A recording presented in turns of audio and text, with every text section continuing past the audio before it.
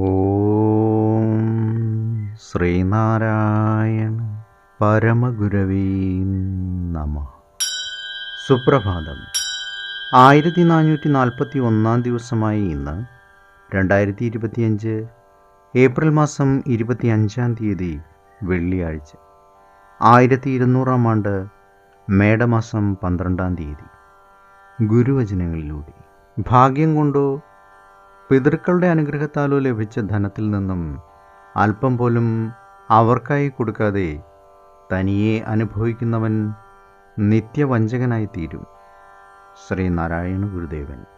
ശ്രീ നടരാജ ഗുരു എഴുതിയ ഗുരുവരിൽ എന്ന പുസ്തകത്തിൽ തത്വവും അനുഷ്ഠാനവും എന്ന് വിവരിക്കുന്നതിൻ്റെ 9ാം ഭാഗമാണ് ഇന്ന് അവതരിപ്പിക്കുന്നത്. വെറും തത്വം പൂവിടുമോ?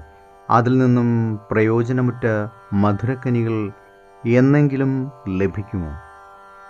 അങ്ങനെയുണ്ടാവുകയില്ല.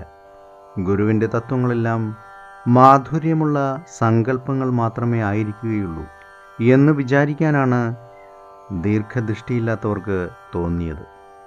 എന്നാൽ സംഭവിച്ചത് അങ്ങനെയല്ല. ഗുരുവിൻ്റെ തത്വവല്ലരി പൂവിട്ടു. അതിൽ നിന്നും കാലാകാലം മാധുര്യമുള്ള പഴങ്ങളും ജനതയ്ക്ക് ലഭിക്കുവാൻ തുടങ്ങി.